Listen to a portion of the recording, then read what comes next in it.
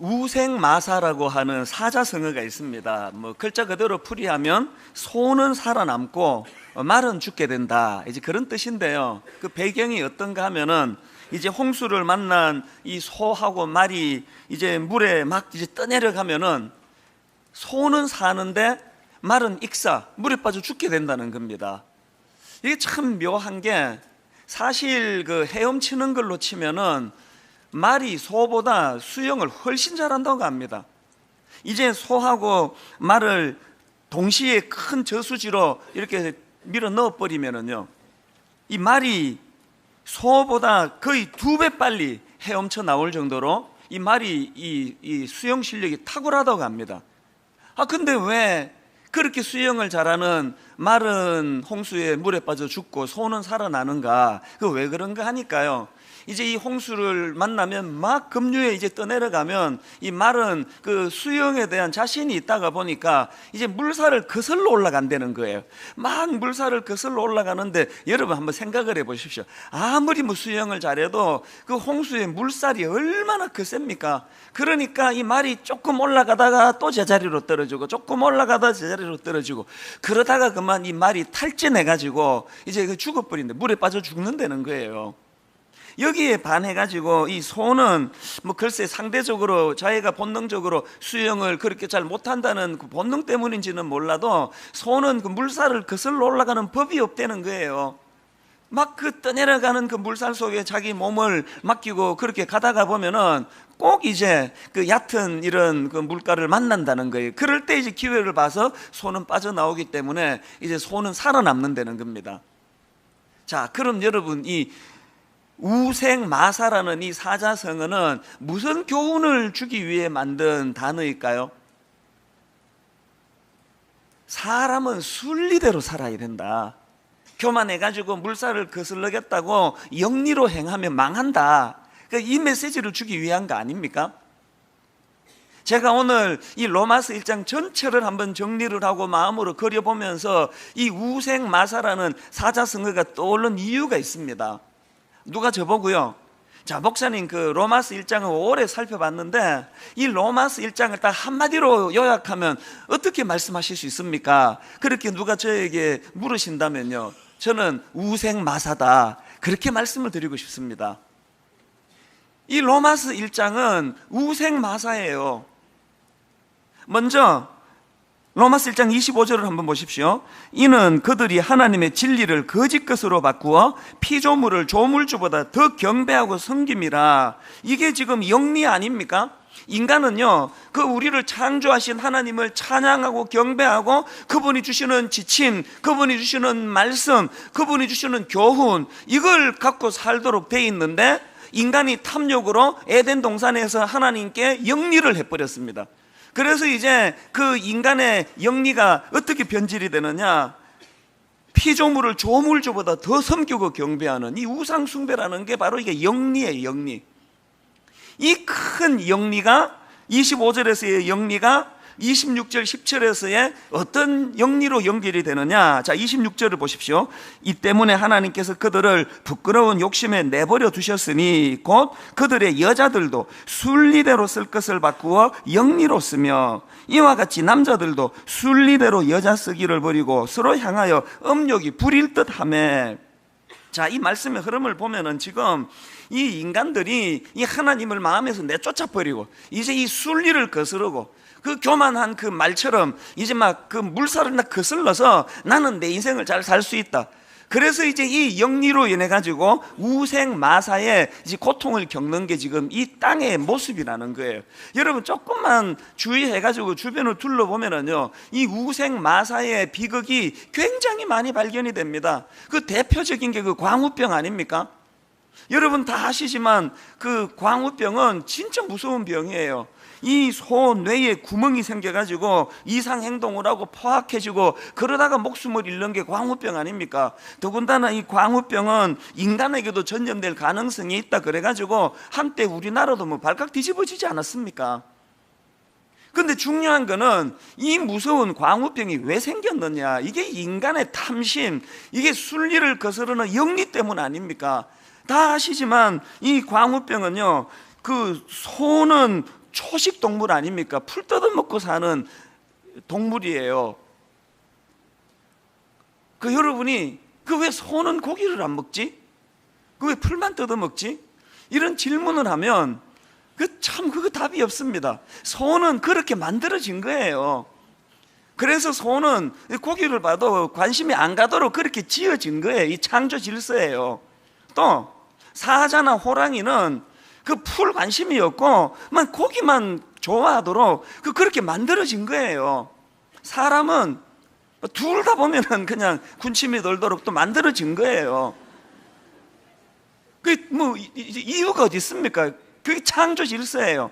그런데 인간이 그만 탐심이 들어와가지고 빨리빨리 소를 키우고 살찌워가지고 돈 벌어야 된다고. 그래서 이 초식 동물인 소에게 이 육식 사료를 먹여가지고 그래서 생겨난 게 이게 광우병이다, 그런 말들을 하지 않습니까? 이 동물성 사료를 먹인 게 광우병의 원인이다, 그 말이 맞다면요, 이것이 얼마나 이게 비극이에요. 인간의 탐욕이 이 자연의 순리를 거슬러 영리로 나아갔기 때문에 이런 비극이 일어난 거 아닙니까? 오늘 우리 주변을 돌아보세요. 가정을 한번 돌아보세요. 우리가 하나님 앞에 이 순리를 저버리고 영리의 그 자리로 나가는 일이 한두 가지가 아니에요. 저는 대표적인 게 자녀 교육이라고 생각합니다. 우리 자녀들에게 참 미안해해야 돼요. 사과할 게 많습니다. 특히 대한민국 이 아이들이 지금 자연에서 뛰놀고 막 그냥 꿈을 품어야 될 때 영리 학원으로 그냥 몰아가가지고 이 주일 성수만 해도 그래요. 하나님께서요, 우리를 창조하신 이 인간의 이 구조를 잘 아시는 그 창조주께서 6일 열심히 공부하고 하루는 쉬면서 그렇게 재충전을 하라 그렇게 명하시면요, 그게 다 이유가 있을 거 아닙니까? 그런데 오늘 이 시대는 아이들 영리 애들만 그렇습니까? 돈 그러면서 어른도 주일이고 뭐고 없고 애들도 지금 주일이 어디 있습니까?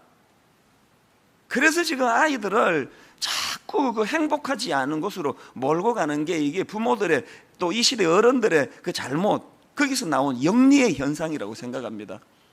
저는 미국에서 이민 생활하다가 이제 한국으로 돌아와서 이제 청소년 사역을 시작했는데요, 제가 제일 먼저 맡았던 부서가 고등학교 3학년 입시생 부서였습니다.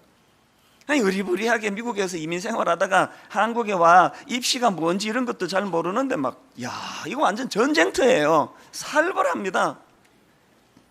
그때 고3 입시생들만 한 130여 명, 140여 명 이렇게 출석을 했는데요, 이건 완전 전쟁터예요. 이게 예배를 인도하러 이렇게 설교하러 본문 읽고 나면은요, 본문은 읽기도 전에 졸아요. 본문은 읽은 이후에 조는 건 제 책임. 본문을 읽기도 전에 조는 건 이 누구 책임입니까? 한 3분의 1이 졸아요. 3분의 1이. 여러분처럼 이렇게 교양 있게 안 들키고 조는 게 아니고요, 이거 대놓고 여기저기서 이렇게 졸아요. 한 번은 한창 설교하고 있는데 저기에서 우당탕 그래가지고 보니까요, 이 녀석이 졸다가 뒤로 자빠진 거예요. 철제 의자에 앉았다가 뒤로 자빠져가지고 얼마나 민망했겠습니까? 한 3분의 1은 그렇게 엄청나게 졸고 있고요, 한 3분의 1은 졸지는 않아요. 이미 깊이 잠들었기 때문에 졸 수가 없습니다. 나머지 한 3분의 1이 이제 초롱초롱 이제 설교를 듣고 있는 거예요. 그래 놓으니까 이 지들도 미안했던지요, 예배 끝나고 나면 쪼르르 와가지고 목사님 제가 오늘 2시간 자고 왔습니다. 3시간 자다가 지금 왔습니다. 죄송합니다. 이런 일들이 참 많았습니다. 그리고 걔들이 또 참 이 강남 8학군 정말로 불쌍해요. 예배 시간이요, 한 10분만 늦어지면 학부모들 항의 전화 옵니다. 제가 학원 보내야 되는데 붙잡아 놓고 왜 안 보내주느냐고. 이렇게 전쟁터 같은 데서 지내니까요, 정서가 얼마나 메마르겠습니까? 한 번은요, 여학생이 와가지고 우는 거예요. 왜 그러냐 그랬더니 지금 기말고사인가 중간고사인가를 앞두고 있는데 누가 자기 노트를 훔쳐가 버렸대. 자기가 지금 심정은 있는데 누가 그랬을 것 같은데 증거가 없다는 거예요. 물증이 없다는 거예요. 보니까 라이벌이요, 얘 시험 망치라고 그 노트를 훔쳐가 버린, 공부 못하게. 이게 여러분, 이게 교육 현장에서 이게 일어나는 일이라는 게 이게 영리의 그 결과물 아닙니까? 이렇게 그냥 전쟁터 같이 고3 부서가 살벌했는데, 제가 보니까요, 아주 독특한 애들이 좀 있어요. 그 한 10명, 15명 이 아이들이요, 고3인데도 불구하고 오후 늦게까지 교회에 모여가지고 자기들끼리 기도 모임을 가지는데요, 선생님이 인도하고 이런 것도 아니에요. 자기들끼리 모여가지고 어떨 때는 제가 보기에 오후 4시, 5시 넘어가가지고 막 그렇게 기도회를 하는데 얼마나 뜨겁게 하는지 몰라요. 찬양을 하고 한 2-3시간씩을 하더라고요. 자리가 없어가지고요, 복도 끝에 어떤 데 하나를 마련해가지고 자기들끼리 그래가지고, 제가 참 믿음이 없는 게요, 전도사가 그걸 보고 흐뭇해야 되는데, 저도 이 영리에 익숙해가지고 불안한 거예요. 너 이래도 괜찮니? 너 집에서 뭐라 안 그러니? 얘들이 이렇게 해도 되나? 걱정을 좀 했거든요, 사실. 그런데 여러분, 그 해에 수능시험 결과를 보고 제가 참 하나님께 회개를 했습니다. 그렇게 아예 주일은 공부할 생각도 안 하고 모여서 2-3시간씩 기도하고 이러던 애들이요, 대부분이 다 자기가 꿈꾸고 원하던 학교에 다 가더라고요. 제가 발견한 게 뭐냐, 이 하나님이 안식일을 지키라고 할 때는 그게 우리 괴롭히려고 주신 게 아니고요, 우리 이 인간의 구조를 아시는 하나님께서 그게 순리기 때문에 주신 거라는 거예요. 제가 놀란 것은요, 그 기도회를 주도했던 고3 학생이 있는데 걔가 그 해에요, 서울대 정치학과에 들어갔습니다. 그래서 제가 깜짝 놀랐는데, 얘가 몇 년 지나가지고요, 졸업도 하기 전에 외무고시에 패스를 해가지고 얘는 졸업하자마자 외교관으로 생활했습니다. 그런데 참 얘가 귀한 게 뭐냐 하면은, 이제 얘가 아니에요. 얘도 지금 나이가 40이 넘었습니다. 이분께서, 이것도 아니고, 하여튼 이 사람이 외교관이 돼가지고요, 전 세계를 다니는데 참 귀한 게 뭐냐, 한 6-7년 전에 아프가니스탄을 자원했습니다. 자원을 했어요. 그 당시 거기에 그 전쟁의 소용돌이로 얼마나 위험하고 혼란스러웠습니까? 그런데 왜 그 아프가니스탄을 자원했나니까요, 이 친구 마음에 하나님 주신 비전이 있었던 거예요. 자기는 하나님께서 이 한반도 통일과 관련한 사명을 주셨기 때문에 이 혼미한 아프가니스탄에서 전쟁 중에 자기가 쌓고 있는 이 많은 경험들이 이제 통일 한국 시대에 혼미한 북한을 섬기는데 이 경험을 자기가 쌓고 싶어가지고 그렇게 자원했다는 거예요. 아프가니스탄 그 근무가 끝나고 그 다음에는 베트남으로 가가지고요, 그 베트남의 그 체제 전환, 개발 협력 업무 이런 거를 담당하고, 그 다음에는 스위스 제네바로 가가지고 인도적 지원, 인도주의 업무 이런 것들을 담당했는데 전부 다 거기에 의도가 있는 거예요. 자기가 이런 과정들을 거쳐서 통일 한국 시대에 하나님이 자기에게 주신 사명을 감당하기 위하여 경력을 쌓으려고 그렇게 하고 있다는 거예요. 그런데 여러분, 여기서 중요한 게 뭔지 아십니까? 이 형제에게 그런 뚜렷한 삶의 비전은 하나님이 주셨는데 언제 주셨나? 고3 때 주셨대. 고3 때.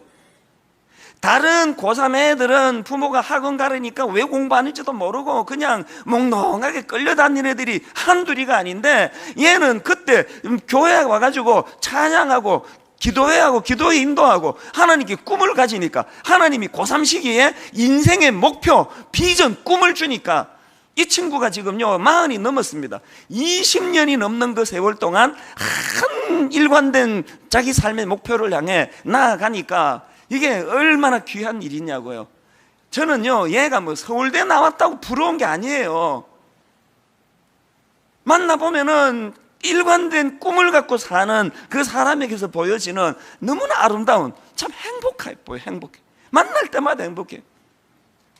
우리 교회에서 예배를 드리고 가끔씩 인사하러 오는데 볼 때마다 공통점이 너무너무 행복해요. 참 좋은 아내를 만나가지고 너무 유복한 가정을 이루면서, 이런 사람들에게 특징은요, 과욕이 없어. 욕심이 한자리 해보겠다고 이런 게 없으니까 삶 자체가 순리, 물 흐르듯.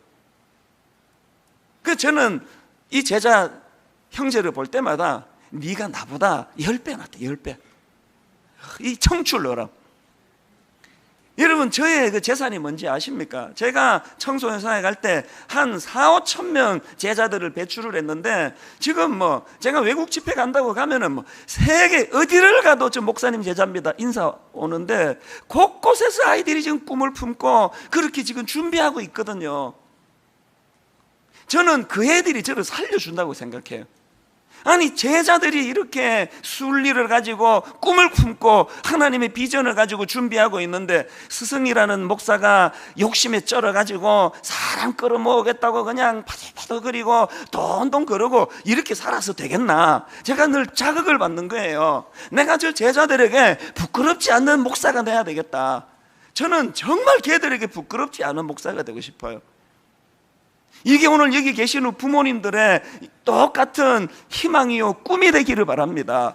여러분 자녀들이 그 제자처럼 그렇게 꿈을 가지고 행복하게 그렇게 사는 거 원하시잖아요. 그러려면은요, 부모된 우리가 우생마사에 우를 범하는 건 없나, 욕심을 내가지고 그 순리를 거스르려고 하는 이 영리 이런 건 없나, 이거 돌아보셔야 됩니다. 이것이 로마서 1장에서 제가 발견하는 그 교훈인데요. 자, 그럼 좀 더 구체적으로요. 자, 이 로마서 1장에서는 이렇게 순리, 영리 이렇게 말씀을 이제 풀어나갈 수 있다고 저는 보는데요. 그러면 이 인간의 영리가 낳은 부작용이 뭐냐? 로마서 1장에서 오늘 본문에서는 이 영리의 부작용을 두 가지 예시를 들어서 설명을 합니다. 자, 첫 번째로 우생마사의 영리가 낳은 부작용이 뭐냐? 그걸 동성애를 지금 지적합니다. 동성애를 포함한 성적 타락, 이것이 영리의 사례라는 거예요. 로마서 1장에 보니까 이 하나님의 진노를 쌓는 인간 타락의 그 대표적인 사례로 그게 성적인 타락이다, 이걸 지금 계속 단어를 가지고 설명하는데요. 방금 읽은 본문에서는 그 중에서도 동성애, 이게 영리라고 이렇게 설명을 합니다. 자, 오늘 본문 1장 26절을 다시 한번 보십시오. 이 때문에 하나님께서 그들을 부끄러운 욕심에 내버려 두셨으니 곧 그들의 여자들도 순리대로 쓸 것을 바꾸어 영리로 쓰며, 이 동성애를 말하는 거 아닙니까? 또 27절, 그와 같이 남자들도 순리대로 여자 쓰기를 버리고 서로 향하여 음욕이 부릴 듯하며 남자가 남자와 더불어 부끄러운 일을 행하여 그들의 그릇됨에 상당한 보응을 그들 자신이 받았느니라. 여기 나오는 이 그릇됨이라는 이 표현은 원어로 보면은요, 이걸 우리말로 직역하면 오류, 이런 뜻이에요. 오류, 그 어떤 오류냐? 올바른 길에서 벗어나 방황하는 오류라는 거, 오류. 성경은 뭐 거두절미하고 동성애는 오류다, 동성애는 올바른 길에서 벗어나 방황하는 오류다, 이렇게 지금 명시를 하고 있는 거예요. 레위기 18장 22절에도 보니까 하나님께서 모세에게 이렇게 말씀하십니다. 너는 여자와 동침함 같이 남자와 동침하지 말라, 이는 가정한 일이니라.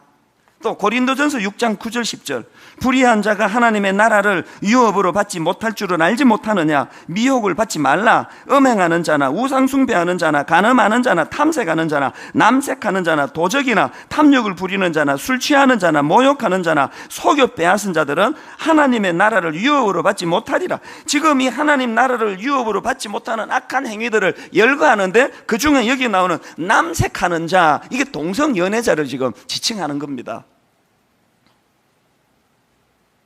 이렇게 성경은 뭐 긴 설명 없이 동성애는 정상적인 궤도를 벗어난 오류다, 이렇게 지금 지적을 하는데요. 이게 참 제 마음을 아프게 해요. 왜냐하니까요, 제 제자 중에, 제가 참 아끼는 제자 중에 이 녀석이 언젠가 눈물로 전화로 고백을 하는데, 사실은 목사님 제가 동성애자입니다. 아무리 노력을 하고 노력을 해도 역부족입니다. 그러면서 기도해 달라고 엉엉 울면서 그렇게 전화가 온 적이 있습니다. 그런가 하면은 언젠가 저희 교회 홈페이지 게시판에요, 이 동성애 문제로 막 찬반 논란이 많이 있을 텐데요, 그때 또 어떤 성도님이 익명으로 저에게 메일을 보내오셨는데 참 슬픈 내용이었습니다. 목사님, 사실은 저도 동성애자입니다. 조용히 숨죽이고 있을 테니 내치지 말아 주세요. 이 얼마나 가슴 아픈 이야기예요. 그래서 여러분, 저는요, 제 마음에 이 동성애와 관련해서 두 가지 그 지침, 제 마음에 그걸 갖고 있는데 이걸 좀 오늘 나누고 싶은데요. 동성애와 관련한 두 가지 지침 중에 첫 번째가 뭐냐 하니까요, 여러분, 교회가요 동성애자에 대한 이 혐오주의에 빠져서는 안 된다는 것입니다. 이 로마서의 구조를 보면은 1장에서 지금 이 많은 이 영리로 인한 그 타락의 그 상황들을 쭉 열거하고 있는데요, 그렇게 여러 타락 현상들을 열거한 바로 직후인 그 다음 2장 1절에서 어떤 경고의 말씀이 나오느냐 한번 보십시오. 그러므로 남을 판단하는 사람아, 누구를 막론하고 내가 핑계하지 못할 것은 남을 판단하는 것으로 내가 너를 정죄함이니 판단하는 내가 같은 일을 행함이니라. 죄는 미워하되 사람은 미워하지 마라, 그 말씀 아닙니까? 분명히 하나님은 죄를 어물쩍 넘어가는 법이 없습니다. 반드시 죄에 대하여 분명히 그것을 지적하시고 짚고 넘어가시지만 사람은 미워하지 말라는 거예요. 요한복음 8장 11절에도 보니까 예수께서 가라사대 나도 너를 정죄하지 아니하노니 가서 다시는 죄를 범치 말라 하시니라. 이 말씀 역시 죄는 미워하되 사람을 미워하지 말라시는 주님의 근본 정신을 담고 있는 거 아닙니까? 여러분, 저에게 전화로, 여러분 저에게 메일로 내가 지금 목사님 몸부림치고 있는데 역부족인데 기도해 달라는데 거기다 대고 제가 막 욕설을 퍼붓고 저주와 정오를 표현하면 이 옳은 일입니까? 어떤 일이 있어도 여러분, 동성애자들에 대하여 그런 악한 감정을 가지는 건 성경적이 아닙니다.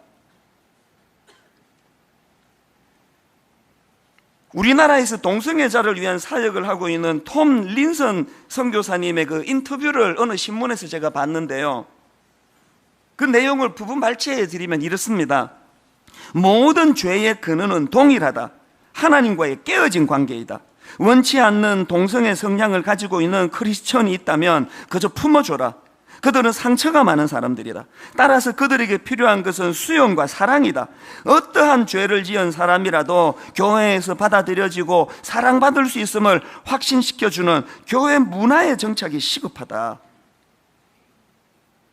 그런가 하면은 동성애와 관련한 제 마음의 두 번째 지침이 뭐냐 하면은요, 성경이 동성애를 올바른 길에서 벗어난 죄라고 명시하고 있다는 것을 간과해서는 안 된다는 거예요. 여러분, 성경은 제가 만드는 게 아닙니다. 내 입맛에 맞도록 이래가지고 이게 지금 뭐 강연하는 시간이 아니고요, 하나님의 말씀을 전하는 시간이에요. 로마서 1장의 말씀을 따라가지고 이게 나오기 때문에 제가 지금 설교하고 있는 거예요.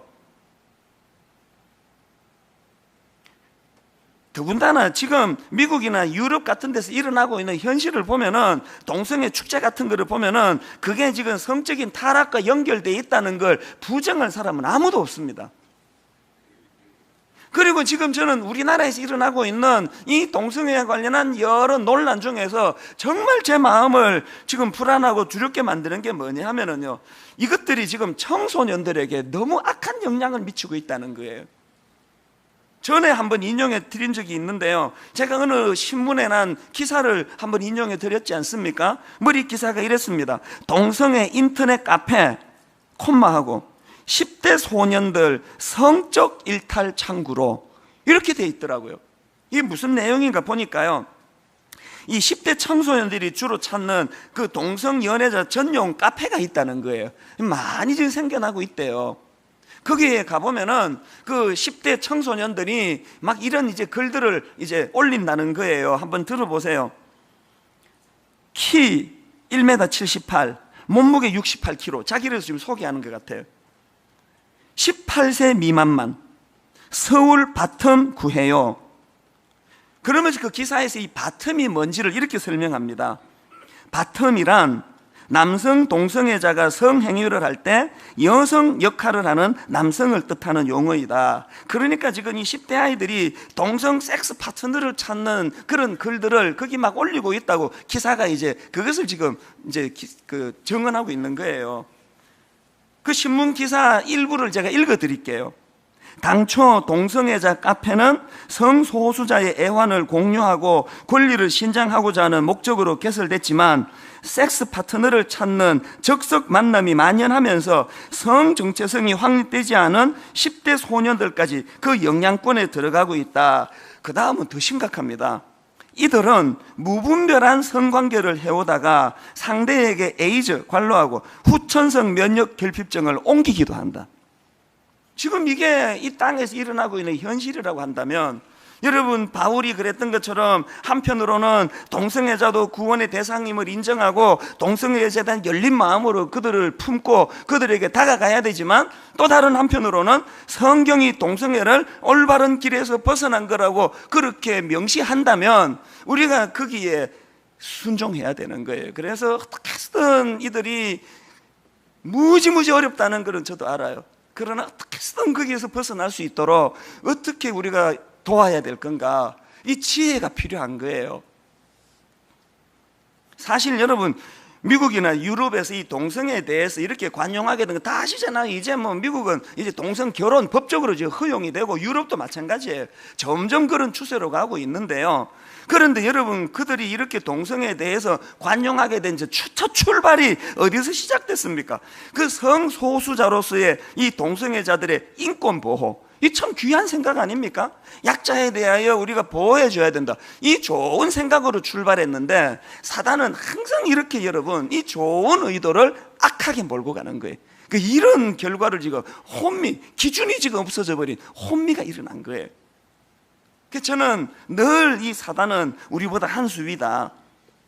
사실 저도 지금 이 문제에 대하여 치우치지 않도록 하나님께 떨며 기도하고 있습니다. 아버지, 저에게 가장 정확한 하나님의 뜻을 분별케 하여 주시옵소서.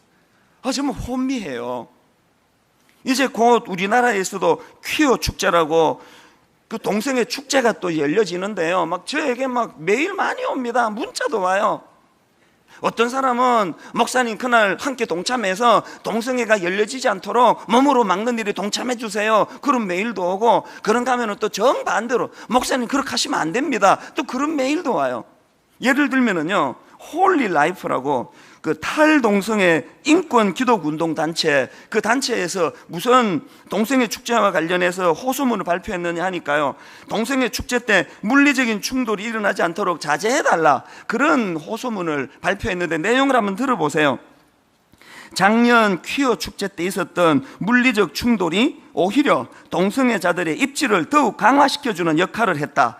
지난해 물리적 충돌 이후 동성애 단체들은 언론을 통해 기독교계가 동성애 혐오, 인권 유린을 자행했다며 전 세계에 악선전을 했고, 올해 더 많은 전 세계 동성애 단체를 초청했다고 밝혔다. 지금 이 기독교 단체가 뭘 우려하는 겁니까? 사단은 고단수라는 거예요. 그 선한 마음을 가지고 이 타락 행위를 막아야 된다, 그렇게 순수한 마음으로 간 그거를 사단은 악용해가지고 점점 우리 기독교를 고립, 저것들은 저 광신도들, 인정도 없고 사정도 없고 약자를 보호할 줄도 모르고 이런 쪽으로 지금 몰고 가고 있으니, 여기에 우리가 얼마나 뱀 같은 지혜가 필요하겠습니까? 여러분, 이거 남의 일이라 생각하지 말고 기도해야 돼요. 하나님, 우리 교회가 이 일에 좌우로나 우로나 치우치지 않고 가장 정확한 하나님의 뜻을 분별할 수 있도록, 이게 로마서 1장에서 나오는 한 예시고요. 그런가 하면 두 번째로 우생마세의 영리가 나온 부작용이 하나 더 있는데, 그게 윤리적인 타락이라는 겁니다. 지금 로마서 1장 29절부터 31절까지 제가 여러 번 읽어드렸던데 다 아시지 않습니까? 그 역겨운 수많은 항목들, 이게 다 지금 윤리적인 문제 아닙니까? 근데 여러분, 여기서 기억해야 되는 게 뭐냐, 이게 겉보기에 윤리적인 문제인데요, 이게 뿌리는 영적인 문제라는 거예요. 이게 무슨 말씀인가 하면은요, 여러분이 지금 교회도 잘 다니고 교회에 중직자 봉사도 잘하고 하는데, 여러분이 지금 윤리적인 어떤 문제에 걸려 있다, 쉽게 말하면 내가 지금 외도를 하고 있다, 그 영적으로 병든 거예요. 그게 암만 예배 잘 드리고 헌금 많이 해도 예배 끝나고 그냥 불법 주차 하고, 막 새벽기도 막 한 번도 안 빠지고 365일 다 다니는데 새벽기도 마치고 가다가 남의 밭에 호박 보니까 이거 아침에 이거 국 끓이면 되겠다. 이게 뚝 따가지고 집에 갖고 가고, 그럼 이게 영적으로 병든 거라는 거예요. 목사가 뭐 아무리 막 그냥 대단한 놀라운 은사를 발휘해도 도덕적으로 윤리적으로 문제가 있으면 그건 영적으로 병들었다는 이야기예요. 이 부분은 다음 주 이제 2장 말씀할 때 다시 좀 더 언급하기로 하고요. 자, 어쨌든요, 우리가 속아서는 안 되는 게 뭐냐, 우리가 뭐 외도, 막 성적인 타락 막 이러면은 우리 모두 긴장해요. 그런데 빠지지 않도록. 그러나 여러분, 29절부터 나오는 이 윤리적인 항목들은 굉장히 사소한 것 같아요. 시기, 뭐 인간이 누가 시기를 안 하나. 또 그 다음에 뭐 분쟁, 뭐 다툼이 없는 데가 어디냐. 또 수근수근하는 거, 뭐 그 정도는 할 수 있지, 입이 있는데. 또 그 다음에 뭐 교만한 거, 또 자랑하는 거, 이거는 막 그냥 그 성적인 타락에 비해서는 아무것도 아닌 것처럼 생각하지만 하나님의 관점으로는 똑같은 해결해야 될 죄악이라고 이야기하는 거예요. 여러분, 이렇게 큰 바위 덩어리를 우물에 한번 넣어 보세요. 파장은 좀 큽니다. 큰 파장을 내면서 물에 빠져요. 조그만한 자갈 하나를 우물에 한번 던져보세요. 파장은 작습니다. 그러나 결과는 둘 다 물에 빠지는 건 똑같은 거예요. 우리가 윤리적인 이 작은 거 하나를 하나님 앞에 결단하고 애쓰며 이 문제를 해결하지 않으면 영적으로 침체한다는 거예요. 자, 그렇다면 이제 중요한 게 지금부터예요. 그럼 어떻게 하면 좋으냐? 이렇게 타락해가지고 인류가 지금 이 순리를 버리고 영리의 길로 나아가는데, 그럼 어떻게 하면 좋으냐? 여러분, 어떻게 생각하세요? 그 대안은 뭐예요? 대안은 간단합니다. 지금 영리로 기준을 무너뜨려 버렸잖아요. 하나님을 마음에서 내쫓아버린 영리에서 시작된 일이라면 이걸 회복하려면 어떻게 해야 됩니까? 무너진 삶의 기준을 회복해야 된다는 겁니다. 구약의 대표적인 그 타락한 시대가 사사기 시대 아닙니까? 말로 다 할 수 없는 성적인, 윤리적인, 또 영적인 타락 시대인데요, 성경은 그 시대의 타락의 이유를 두 번 반복해서 이렇게 설명합니다. 사사기 17장 6절, 그때는 이스라엘의 왕이 없었으므로 사람마다 자기 소견에 옳은 대로 행하였더라. 사사기 21장 25절, 그때에 이스라엘의 왕이 없으므로 사람이 각기 자기의 소견에 옳은 대로 행하였더라. 무슨 말입니까? 그것들이 기준은 없애버렸기 때문에 이렇게 타락했다는 거 아닙니까? 우리 기준을 다시 세워야 돼요. 그래서 여러분, 로마서 1장 17절, 복음에는 하나님의 의의가 나타나서 믿음으로 믿음에 이르게 하나니 기록된 바 오직 의인은 믿음으로 말미암아 살리라. 이 로마서 1장 17절의 기준이 세워지는 인생들이 되시기를 바랍니다. 중요한 건 뭐냐? 이 기준을 세우는 것을 돕는 두 기관이 있는데, 하나는 교회요, 하나는 가정입니다. 오늘은 가정의 주일입니다. 여러분, 예배 마치고 마당에 여러 가지 전시가 되어 있는데요, 제가 그 사진을 보내줘서 보니까 너무 감동이 돼요. 그 지금 밖에 전시회가 벌어지고 있는 믿음의 가훈, 저 사진 전시회가 지금 벌어지고 있는데요, 이제 그 담당 목사님이 저 전시회에 이제 나가는, 이게 이제 몇 주 전에 우리가 믿음의 가훈을 이제 보내달라 그랬더니 많은 분들이 보내주셨는데요, 제 눈에 확 들어오는 가훈이 몇 개 있었습니다. 그게 이제 그 중에 하나가 이거예요. 가훈이 이렇습니다. 하나님이 계시는데 점점점. 이게 가훈이에요.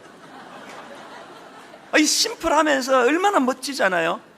제 내용을 보니까요, 이분이 불교 신자였는데 이제 예수님을 영접하고 생활하는데 어려움이 찾아온 거예요.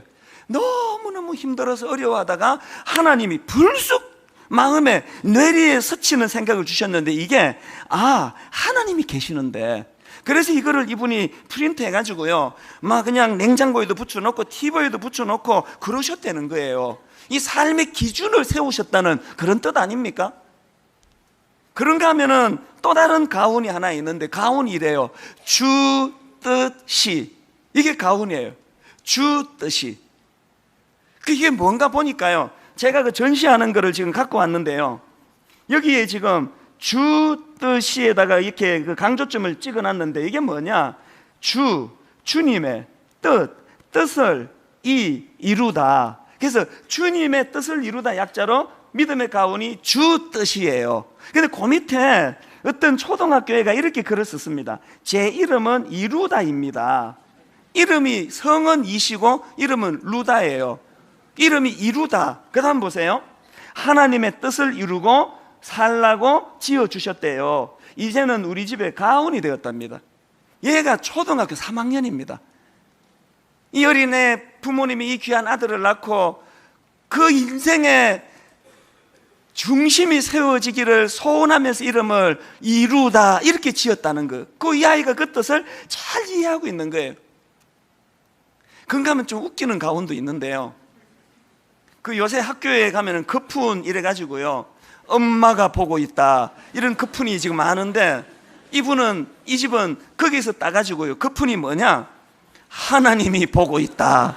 이게 그 집 가훈이래요. 이 모두가 다 가정에 무너진 그 질서, 기준을 다시 세우겠다는 그 의지가 담긴 거 아닙니까? 저는 오늘 결론을 이렇게 맺기를 원합니다. 지난주에 제가 영화 박하사탕 그 영화를 보고 너무 마음이 아파서 저녁에 잠이 안 오고 또 악몽을 꾸고 또 밤에 막 그 주인공으로 추정되는 누군지 기억도 없는데 막 꿈에 제가 잠꼬대를 하면서 막 누구를 꾸짖고 그런 그 영화를 심각하게 본 이유가 뭐냐 하면은 마음이 아파서 그래요. 현실적으로 여러분 저에게요, 하루가 멀다 하고 그 주인공이 철길 위에서 나 돌아가고 싶어 절규했지만 못 돌아가고 자살로 끝나는 그거와 비슷한 상황의 아픈 편지, 이메일이 너무 많이 오거든요. 이제는 손을 쓸 수 없는. 여러분, 너무 늦기 전에 돌아가셔야 돼요. 그 철길 위에서 안 됩니다. 못 돌아갑니다. 지난주에 그 설교했더니 어떤 분이 눈물의 장문의 편지를 보내왔어요. 본인이 그거 오픈되는 걸 원치 않기 때문에 제가 인용은 못 해드립니다만 너무너무 가슴이 아팠어요. 제가 그분께 드린 간단한 답이 뭔지 아십니까? 형제님, 늦지 않았습니다. 아직 늦지 않았습니다. 아내와 더불어 혼미한 상태에 빠져있는, 가정이 지금 붕괴될 위기에 놓여 있어 절망하는 그 마음이지만 형제님, 늦지 않았습니다. 결론을 맺으며 여러분, 눈물로 호소합니다. 여러분, 그 주인공처럼 철길 위에서 부러지는 건 너무 늦는 일이에요. 더 늦기 전에, 하나님 기회 주실 때, 아직 기회 있을 때, 나 다시 돌아가고 싶어요. 우리를 순리의 길로 인도해 주시는 주님의 십자가 복음, 이 복음을 의지해서 영리에서 벗어나 순리로 돌아오는 여러분 되시기를 주님 이름으로 축복합니다. 여러분, 우리 이 찬양 같이 부르기 원하는데요, 옛날 어른들이 참 삶이 힘들었잖아요. 그때마다 복음의 능력을 부르짖으며 부르던 찬양입니다. 찬송가 268장. 오늘 우리 손뼉을 치며 가사 하나하나 주목하며 이렇게 노래합니다. 죄에서 자유를 얻게 함은 죄에서 자유를 얻게 보혈의 능력, 주의 보혈, 보혈의 능력, 주의 시험을 보혈, 이기고 승리하니. 시험을 이기고 승리하니. 여러분, 복음이 능력입니다. 참 놀라운 능력이로다. 아멘. 주의 보혈 능력이 있도다. 주의 피 믿으로 주의 보혈, 그 어린 양의 매우 귀중한 피로다. 여러분, 2절 가사를 한번 보세요. 2절이요, 육체의 정욕을 이길 힘은 보혈의 능력, 주의 보혈. 사단이 장악하고 있는 이 성적 타락은 우리 힘으로 못 벗어납니다. 절대 못 벗어납니다. 보혈의 능력이 필요해요. 저희 교회 다락방에서요, 어떤 남자 성도님이 눈물의 고백을 했습니다. 자기가 이 포르노를 끊을 수 없어서 너무너무 그것이 그에게 아픔을 주어서 자기 아내에게 너무 부끄럽지만 눈물로 부탁을 하고 고백을 했대요. 내가 이 포르노에 지금 매여 있다. 그래서 자기 아내에게 눈물로 부탁을 하고 그렇게 도움을 청해가지고요, 이분이 그 포르노로부터 해방 자유를 맡게 됐다. 이걸 다락방 모임에서 그 부끄러운 이야기들을 하나님 앞에 오픈한 거예요. 그거를 보고 우리 사역 훈련하는 어떤 남자 성도가 본인도 거기에 용기를 얻어가지고 거기에 다시 도전하고. 여러분, 이게 교회예요. 하나님 앞에 부끄러운 거 같이 나누고, 가정, 아내에게, 남편에게 숨기지 말고. 보혈의 능력이 여러분 안에 있는 어쩔 수 없는, 내 힘으로는 헤어나올 수 없는 악한 능력을 깨트리는 능력이 되는 줄 믿으시기를 바랍니다. 2절, 육체의 정욕을 이길 힘은 내 의지, 도덕심이 아닙니다. 보혈의 능력, 육체의 정욕을 이길 힘은 보혈의 능력, 주의 보혈, 정결한 마음을 얻게 하니 참 놀라운 능력이로다. 우리는 복음의 능력을 믿습니다. 주의 보혈 능력이 또다. 주의 피 믿으오, 주의 보혈 그 어린 양의 매우 귀중. 우리 다 자리에서 일어나셔서 육체의 정욕을 이긴 힘은 정욕을 이길 힘 보혈의 능력, 주의 보혈, 정결한 마음을 얻게 하니 참 놀라운 능력이로다. 아멘. 주의 보혈 능력이 또다. 주의 피 믿으오, 주의 보혈 그 어린 양의 매우 귀중. 눈보다 더 희게 밝히는 것, 눈보다 더 희게 밝히는 것 보혈의 능력, 십자가 주의 보혈 부정한 모든 것 밝히시니 참 놀라운 능력이로다. 아멘. 주의 보혈 능력이 또다. 주의 피 믿으오, 주의 보혈 그 어린 양의 매우 귀중한 피로다. 사랑하는 여러분, 복음은 이론이 아니에요. 오늘 이론 몇 가지 받아 적는 게 예배 아닙니다. 이 시간에 복음의 능력이 나타나기 원합니다. 십자가의 능력이 나타나 내 안에 장악당하고 있는 이 저급한 성적인 이 죄, 충동, 이것으로부터 벗어날 수 있는 능력 아버지 저에게 주시고, 내 남편, 내 아내에게 주시고, 우리 아들에게 주시고, 우리 딸에게 주시기 원합니다. 이 시간 저를 따라 큰 소리로 2번 선포하고 통성으로 복음의 능력을 구하며 기도합니다. 따라 선포하십시오. 주여 은혜를 주옵소서. 주여 은혜를 주옵소서. 주여 은혜를 주옵소서. 주여 은혜를 주옵소서. 같이 기도하십니다. 살아계신 하나님 아버지, 하나님, 보혈의 능력이 필요합니다. 복음의 능력이 필요합니다. 우리는 너무나 혼미합니다. 아버지, 우리는 지혜가 없습니다. 뭘 어떻게 해야 될지 알 수가 없습니다. 아버지, 은혜가 필요합니다. 아버지, 우리 가정을 살려주시옵소서. 하나님, 우리 아들을 살려주시옵소서. 하나님, 우리 딸 살려주시옵소서. 영리가 득세하는 이 세상입니다. 하나님의 창조 질서 순리하려로 나아가기를 원하오니 은혜 주시옵소서. 하나님 아버지, 하나님의 순리를 구합니다. 아버지, 내 의지로는, 내 윤리의식, 내 도덕심으로는 이 사단의 권세를 이길 수 없어. 주님 은혜를 구합니다. 십자가를 구합니다. 보혈의 능력을 의지합니다. 이 시간 주님 아버지 약속한 마음으로 주님 앞에 달려나가 하나님 아버지로부터 회개하고 자유함을 누리게 하여 주시옵소서. 살아계신 하나님 아버지, 오늘 이렇게 저희들을 원건각처에서 불러 모아주시고 복음이 능력임을 다시 한번 가르쳐 주시고, 아버지, 우리 삶에 무너진 기준이 복구되어야만 우생 마사의 비극을 피할 수 있다는 사실을 가르쳐 주셨사오니 순리의 길로 나아가기를 원합니다. 은혜 주시옵소서. 아버지, 우리 어린 아들, 우리 딸, 종이 설교 시간에 예시했던 그 저희 제자처럼 고3 어린 나이에부터 하나님 주시는 꿈 때문에 20여 년 그 꿈을 준비하며 나아갈 때 그가 행복했던 것처럼 오늘 예배드리는 성도님의 가정에 우리 아들, 딸에게도 그 은혜를 허락하여 주시옵소서. 복음의 능력이 그것을 가능하게 할 줄로 믿습니다. 우리 부모들의 탐심, 우리들의 과도한 욕심, 우리 부모의 탐심으로 인한 이 순리를 벗어난 영리의 모습을 회개하오니, 지금 우리가 회개하고 주님 앞에 자녀를 제대로 양육할 때 저 아이들이 창조 질서 아래 참 순리의 기쁨을 맛보는 복된 우리 아이들 되게 하여 주시옵소서.